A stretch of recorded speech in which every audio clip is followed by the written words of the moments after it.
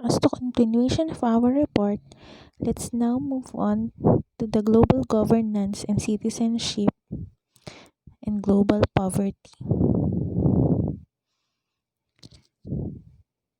Global governance and citizenship. There is a spectrum of views about the institutions and duties that global citizenship requires. Some argue that for global citizenship to be meaningful, there must be a global government or other form of global authority that forms an association. But there are problems with seeking to establish a global government, not least to change systems of government from our current state based system to one of global government would be no simple change. It would require a sea change in global structures and institutions requiring global consensus, determined political will, and huge political and practical reformation. Global governance brings together diverse actors to coordinate collective action at the level of the planet. The goal of global governance, roughly defined, is to provide global public goods, particularly peace and security, justice, and mediation systems for conflict, functioning markets, and unified standards for trade and industry. One crucial global public good is catastrophic risk management, putting appropriate mechanisms in place to maximally reduce the likelihood and impact of any event that could cause the death of 1 billion people across the planet or damage of equivalent magnitude. Global institutions and governance. United Nations. The UN is an organization created to engender cooperation between states, a mechanism by which the relationships can be managed and a forum for international discussion. Nation states remain primary in the UN system, and as we saw with human rights, power ultimately remains with states, not with any international body. The UN relies on cooperation from states, and the power it has is essentially that of individual states. It has no power of its own. The UN Fund supports a number of organizations dedicated to addressing particular global concerns.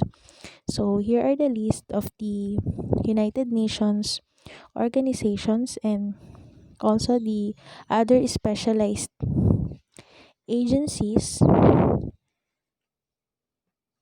that this organization or separate agencies which existed before the establishment of the UN. These are independent of the UN with their own membership, budgets, and programs. International law. Another sphere of global governance is international law, which regulates relation between states. Human rights can be thought of such as law in that states agree that rights have special status that places them above national laws. These rules aim to limit the most inhuman practices of war and increasingly the most barbaric weapons.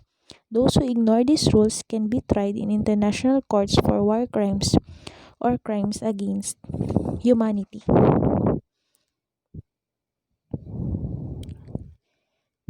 Next is the global marketplace.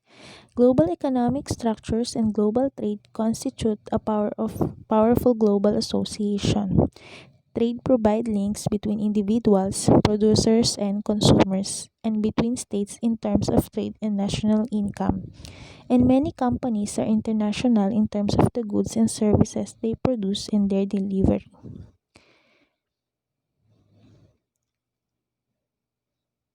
Global marketplace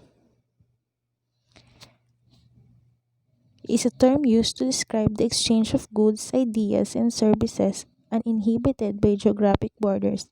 In a global marketplace, organizations can target and access relevant customer bases regardless of their proximity.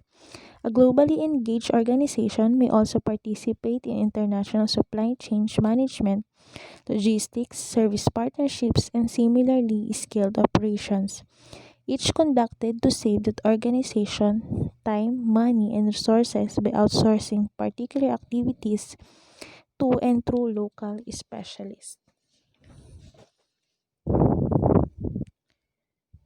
Ethical criticisms of the global economic system.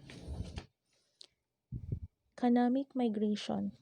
A key feature of the globalization of the economic order is the increase in migration, as people attempt to improve their own economic situations by immigrating, and those of their families by sending remittances to their home countries. There are many contemporary forms of movement between jurisdictions, states, and regions. It can be voluntary, but there is also a global phenomenon of forced movement and labor, as in instances of human trafficking for prostitution or domestic or agricultural work. Remittances.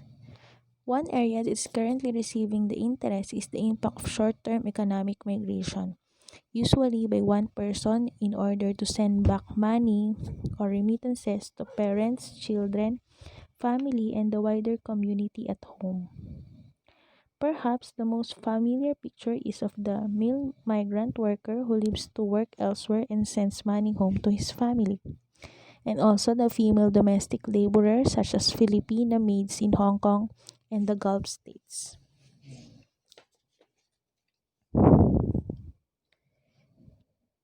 Global economic structures to address injustice.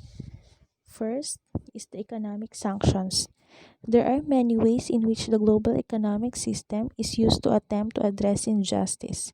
For instance, the IMF and the WTO, despite criticisms, aim to increase development, and the IMF provides resources for those in need.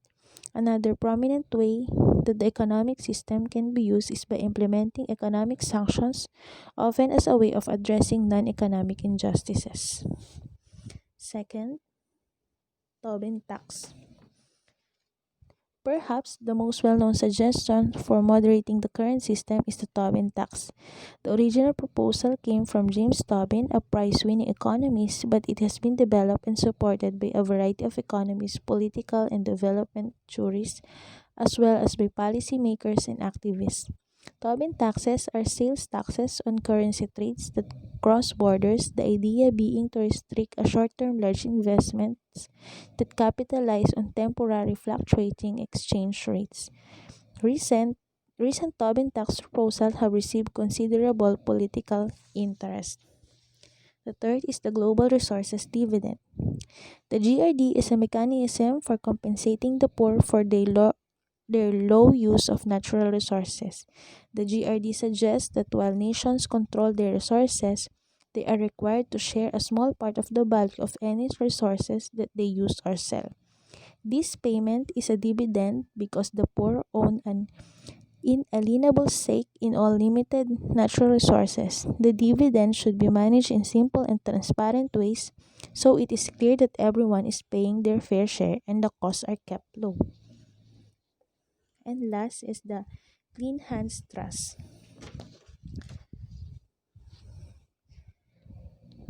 Clean Hands Trust is another illustration of the global ethics commitment to combining theory and practice. Like the Tobin tax and GRD, the Clean Hands Trust is intended to be both modest and based on already existing laws and mechanisms. Again, the aim is that it is easily implementable and a step on the way to addressing the resource curse.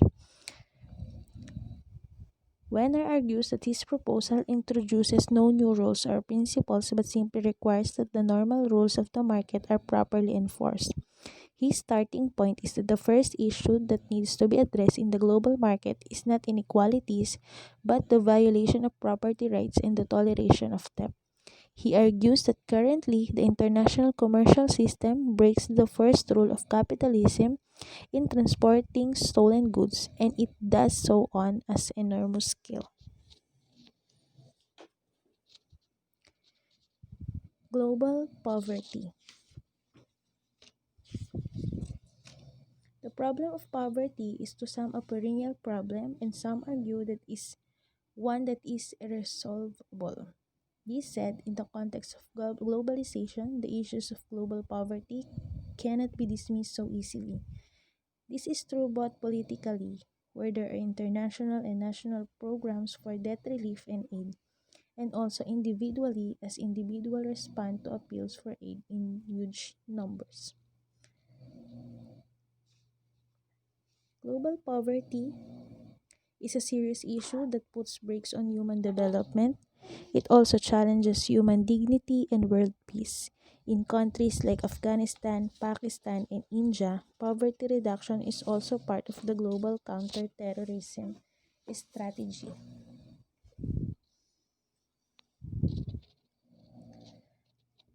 At first glance, it is difficult to understand why the problem of extreme poverty has not yet been adequately addressed.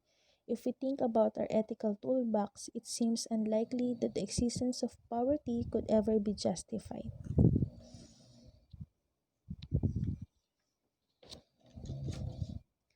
In order to address global poverty, we need first to work out what addressing poverty would mean.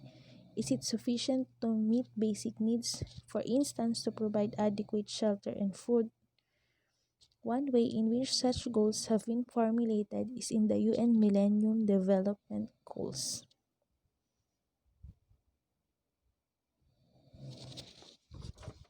Aid. Official development assistance is aid that is given by governments individually or in collaboration with other states, such as with UN programs.